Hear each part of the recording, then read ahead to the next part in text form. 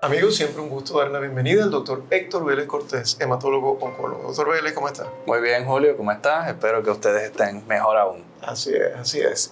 Doctor, hemos estado hablando, dijimos que íbamos a dedicarnos unas ediciones a la sangre. A la hemoglobina y hemos hablado de productos de la sangre. Exactamente, hemos hablado de la hemoglobina, pero bueno, no solo de hemoglobina vive el hombre, o sea, también... No, bien dicho, bien dicho. También a otras células son importantes como las plaquetas, y las plaquetas como que las oímos con cierta frecuencia cuando hablamos de dengue y esas otras condiciones, pero hablemos de plaquetas. Pues, había mencionado antes que es muy pasional hablar de sangre, ¿verdad? Y la gente escucha la hemoglobina, anemia y ve sangre y se impacta bastante. Pues yo creo que en las cosas de la sangre, lo que aparece en el CBC, la segunda cosa más importante que los pacientes le prestan atención es al número de plaquetas.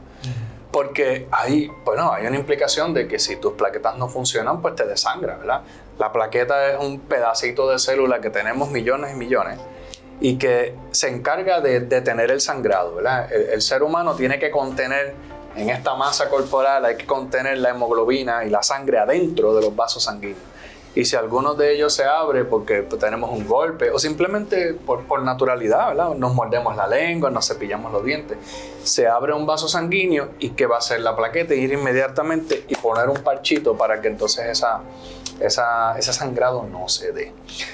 Así que si pensamos que es vital para mantenernos sin sangrado, pues cuando las vemos bajitas en un laboratorio, pues nos crea tremendo impacto, ¿verdad?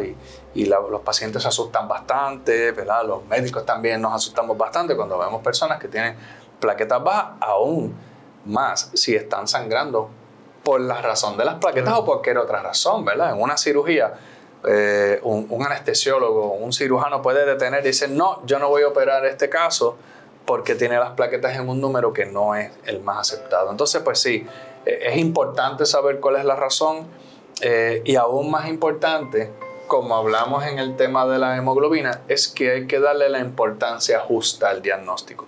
No todos los números de plaquetas son números de plaquetas severos y parecido como en la hemoglobina, no es tan solo el número, sino en el contexto con que se da ese número de plaquetas, ¿verdad? Doctor, entonces, para ver si lo comprendo bien, en el caso de las plaquetas, además de, claro, tapa esos orificios, por decirlo de alguna manera, que usted mencionaba, pero también hace que la sangre no esté tan aguada o esté muy espesa. ¿Eso depende también de las plaquetas o no? No. Esa palabra de sangre aguada o sangre espesa, que también es un número muy popular, no tiene que ver con plaquetas, ¿verdad? Las plaquetas ayudan a crear el coágulo, pero hay otro proceso de proteínas, que es el proceso de la coagulación, que interacciona con las plaquetas, sí, pero las plaquetas es una celulita aparte y la otra coagulación es lo que las personas hablan más de que si está aguada o no está aguada, que no es así tal, ¿verdad? Y prometemos que en algún programa en el futuro vamos a tratar de definir eso de estar aguado o no. Pero el ser humano tenemos unas vías de sangre y hay que mantener un balance entre el flujo, que la sangre vaya corriendo, pero que no se coagule, ¿verdad? Porque si tenemos un accidente y nos cortamos, pues la sangre se va a coagular, ¿verdad? Para evitar más sangrado. Pero entonces ese sistema tiene que estar en balance y tiene que fluir sin detenerse. Pero si se fuera a detener, pues hay un sistema que lo hace correr. Las plaquetas no hacen necesariamente eso, aunque son parte de la coagulación, ¿verdad?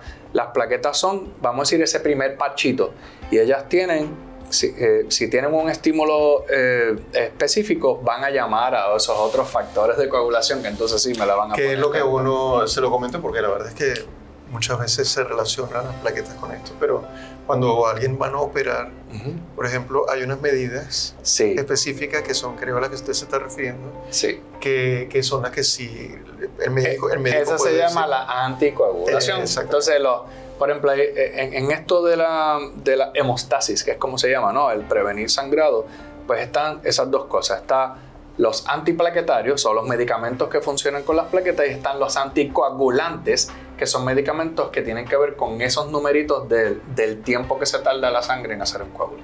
Pero en este caso, ¿verdad? Separándolo una de la otra, vamos a hablar de las plaquetas.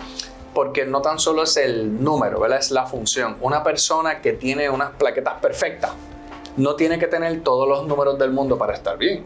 Y hay pacientes que pueden tolerar con una función de plaqueta muy buena números bien bajos, hasta de 15, 20 mil plaquetas y no sangran, no pasa nada, ¿verdad? Porque igual que como en la hemoglobina y las células rojas, el ser humano tiene mucha más de lo que necesita. ¿Por qué? Porque guardamos para la emergencia, para el accidente, para el sangrado, para el león que nos agarró y nos mordió, ¿verdad? Queremos prevenir sangrado y por eso el número de plaquetas es mucho más del que necesitamos. Entonces, a mí me preocupa muchas veces cuando pues, a un paciente lo llaman de un laboratorio y le dicen, pues mira, tiene plaquetas de 75,000.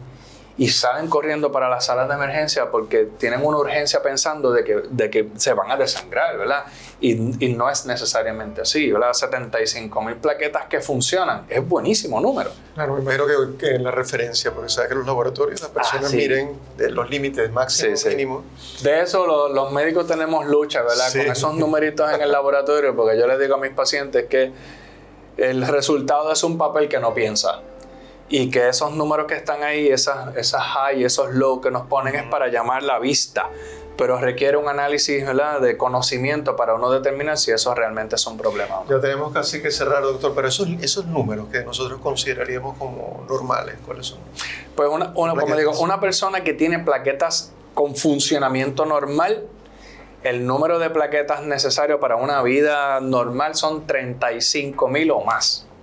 Ya con eso tenemos suficiente, pero usualmente esos números oscilan entre 300 y 600,000.